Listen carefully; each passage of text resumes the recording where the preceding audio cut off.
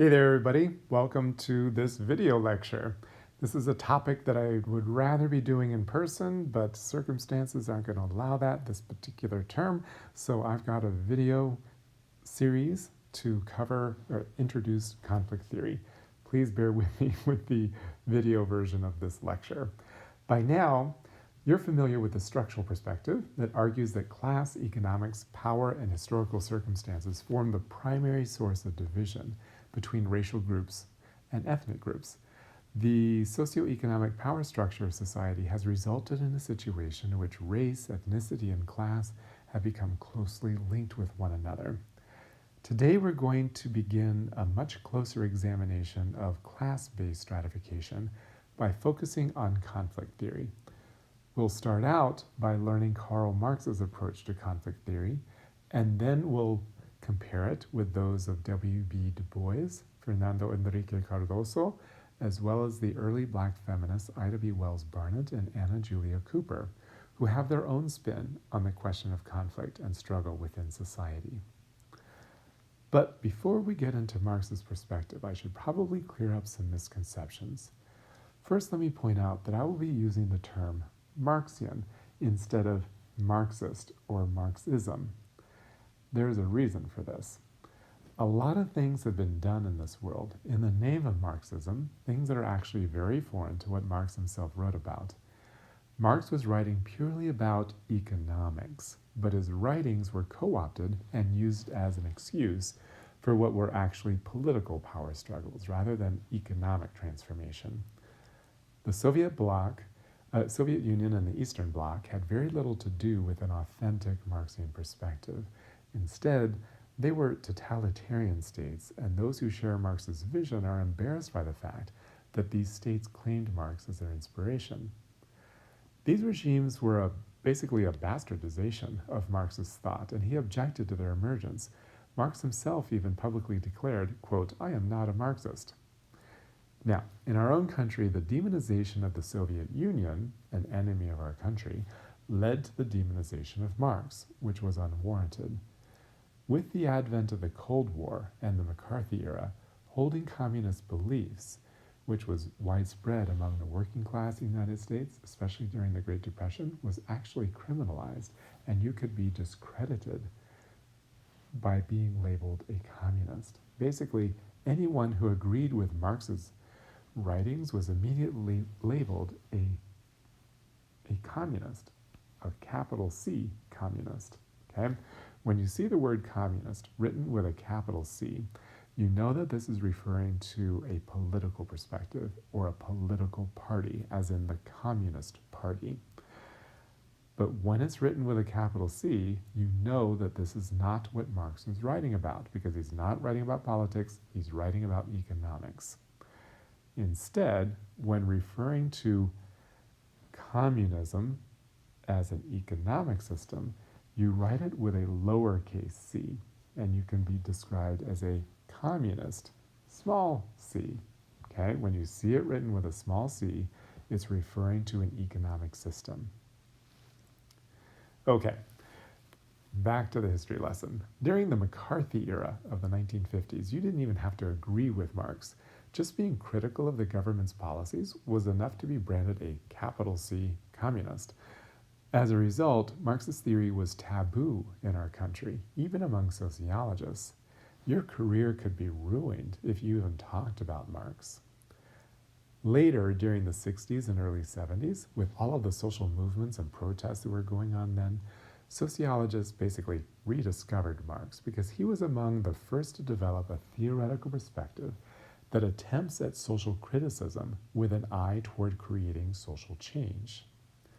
He was the first among philosophers to propose that what social philosophers should be doing is exposing the ideologies within society that serve to mask the underlying systems of exploitation.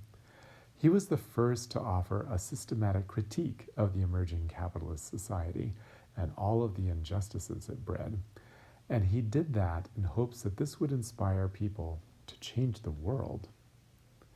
Now, there are several aspects of Marxist theory that I want to make sure we cover, starting with dialectical materialism. Then we'll turn our attention in the next video to class of conflict, and in the last video to what Marx terms false consciousness. But before we get started, I want to point out that the underlying ideas we're about to cover are actually rather simple, though the vocabulary is likely to make it seem complicated. But don't let the vocabulary fool you. And don't make this more difficult than it has to be by getting hung up on a few fancy vocabulary words. The underlying principles are very simple and very basic. In fact, Marx is criticized in part for being overly simplistic in his understanding of conflict and social change. So, when you see words like dialectical materialism, don't be daunted by those words, okay? The underlying principle is actually very simple and straightforward. All right. Marx was one of the first social theorists who really took history into account in his analysis of society. Basically, what Marx was doing is looking at human history as he understood it, learning from what happened in the past, and seeing the patterns there, and then trying to project that pattern into the future to see where humanity is headed. Okay, so he's trying to learn from the past in order to try to predict what is likely to happen in the future.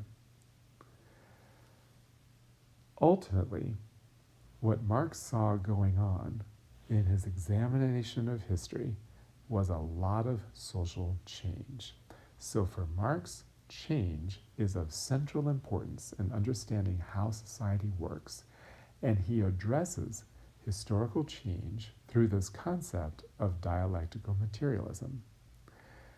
Basically, with this concept of dialectical materialism, Marx is saying that it is social conflict that propels history.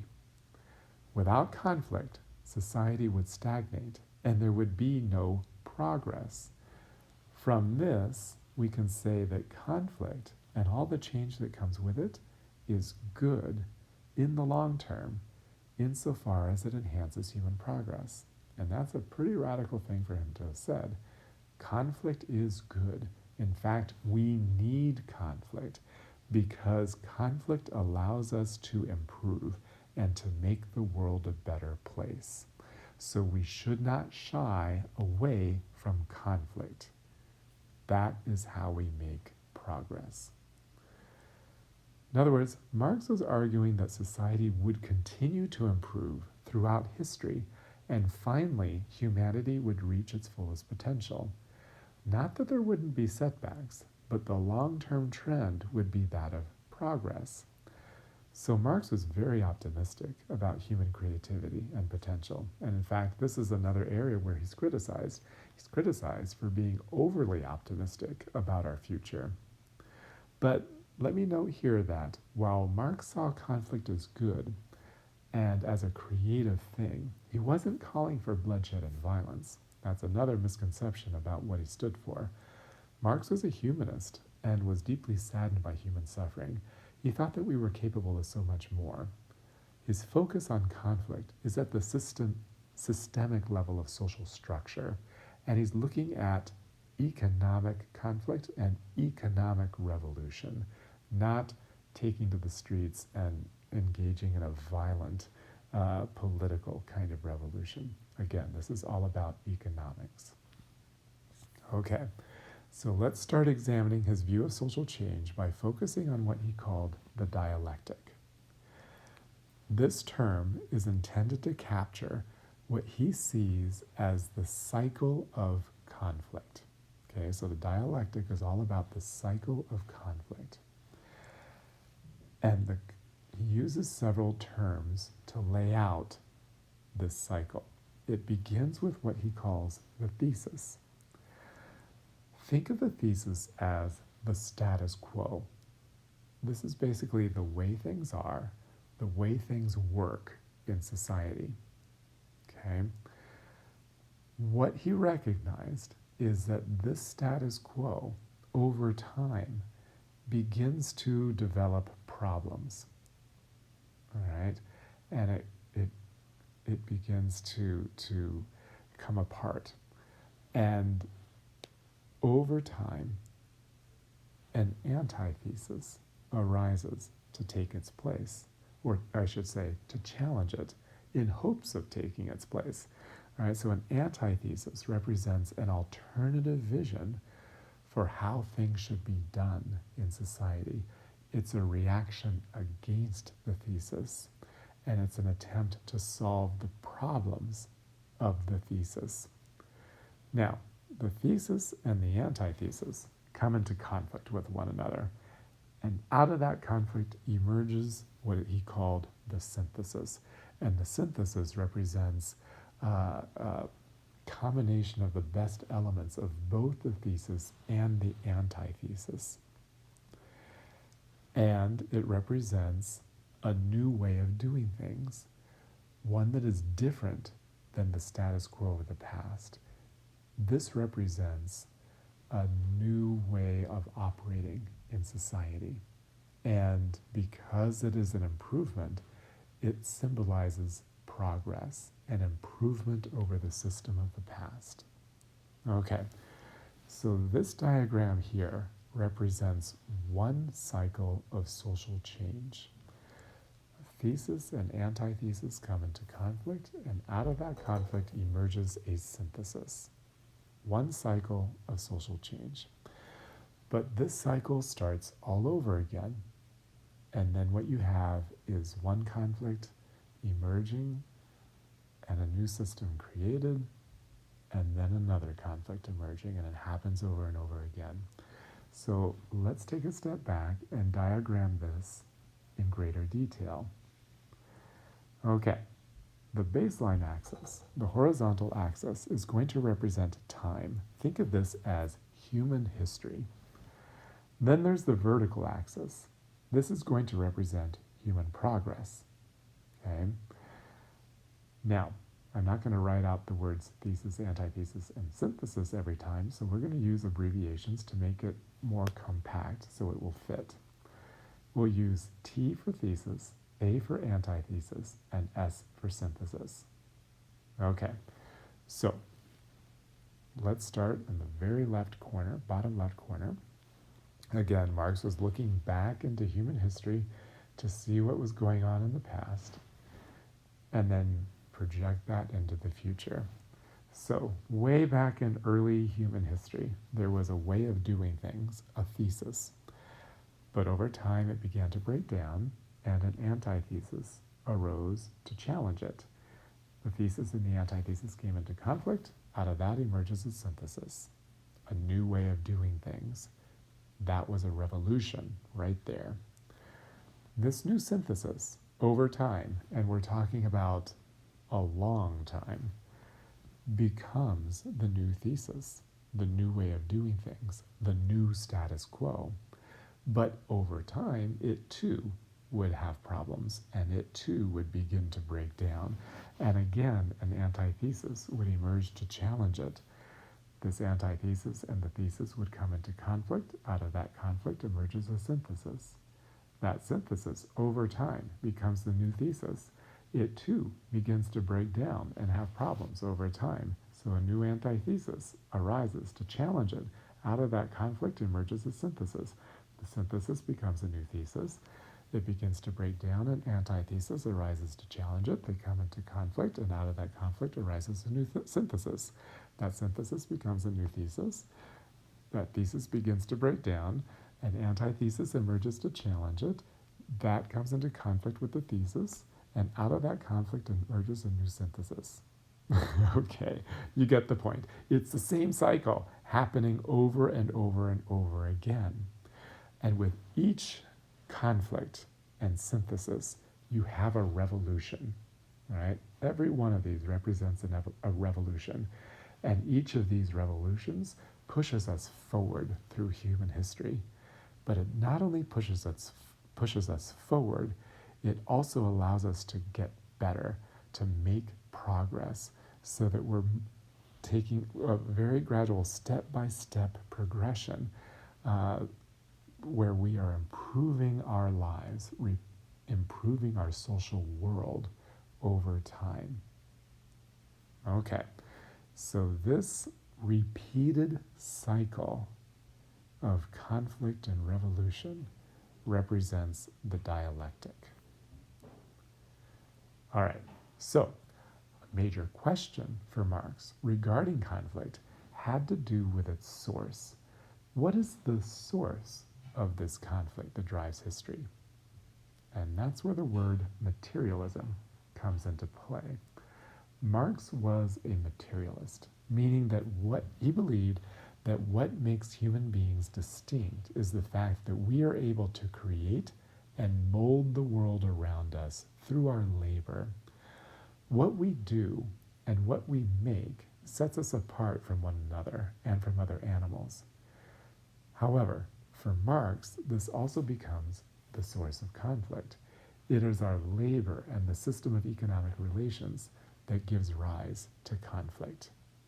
It's a question of who has ownership over the mode of production. Basically, who gets to be in charge? That is the source of conflict. Okay?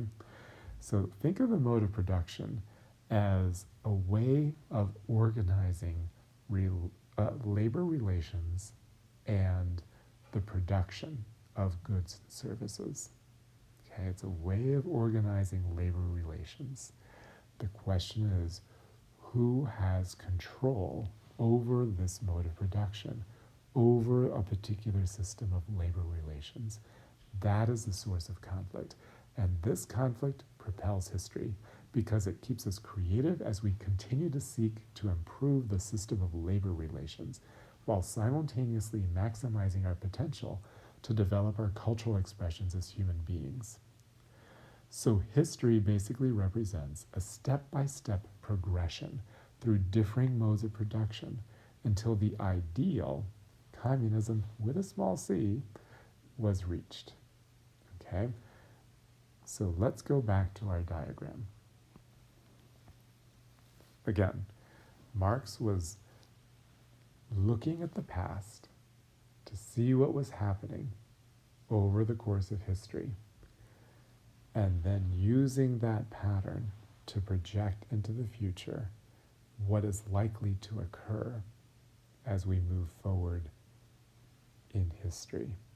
All right, and what he saw was that we were moving from one mode of production to another. And as we move from one mode of production to another, what you're seeing is an economic revolution. Okay, so way back in early human history, Marx saw the first mode of production and labeled it the hunter-gatherer mode of production. This was a world where people lived in very small groups. They weren't settled into towns or villages. They moved around. They weren't farming yet. They were hunting, and they were gathering food as they moved. However, as the population began to increase, this life of movement became increasingly difficult, and the mode of production, hunter-gatherer, that goes with it, also became challenging as you had more and more mouths to feed. So that mode of production began to break down. And that's particularly noticeable as these larger numbers of people began to settle into small villages. And then these villages grew and became towns. And eventually, these towns grew and became cities. You could not have a hunter-gatherer mode of production with larger towns and especially with cities. You had to begin dividing up the labor so that you had some people in the town responsible for some forms of labor, and then you had people outside of the town responsible for other forms of labor. Okay? So the mode of production of hunter-gatherer broke down, and this mode of production was revolutionized. What replaced it was slavery. Slavery was the earliest form of the division of labor for Marx, okay? And when he's talking about slavery, he's thinking about ancient Egypt, ancient Babylon, ancient Greece, ancient Rome, okay? We'll talk about slavery in the United States and the role that it played on the emergence of the U.S. capitalist economy later. But he wasn't looking to the United States because the United States was kind of a backwater nation at that time. He was looking way in the past and seeing what was going on there. All right, so slavery replaced the hunter-gatherer mode of production. But clearly, slavery has problems, and it too began to break down and was opposed, and eventually there was a revolution in that mode of production. What replaced it was called feudalism. And feudalism worked for a long period of time. Okay, but it too began to break down. Think of the cities getting even larger and larger, and then you have the emergence of nation states, right? You have the beginnings of mass production in these cities, such as with the invention of the printing press, right? Now you can begin to mass produce books in a way that never had been possible in the past. This meant that the feudalist system as a mode of production no longer worked, and it too faltered and ultimately fell. And what replaced it is the system of capitalism. This was during his own lifetime. So Marx was looking at the capitalism around him, okay, and seeing what was going on in terms of capitalism as a mode of production. He recognized that capitalism, for all its faults, had some things going for it. For example, under capitalism, vast amounts of wealth, unprecedented amounts of wealth were being generated, more wealth than the world had ever seen in all of recorded history. Another thing that was happening under capitalism was that we were making all of these technological advances, again, unforeseen technological advances in our material culture. And so these are two things that Marx saw as major contributions of capitalism: vast wealth and the development of far more advanced technology and material culture. So, despite all of the things that were wrong with capitalism, and he focused almost all of his energy highlighting what the problems were, he did recognize that we needed capitalism. But he saw that capitalism would also have problems and would break down and would ultimately be challenged and opposed and would collapse in a new economic revolution that would lead to a new economic system or mode of production called socialism. Under socialism, all of that wealth that had been generated within the capitalist system, but held only in the hands of a tiny elite minority, all of that wealth would be completely redistributed by the state. Okay?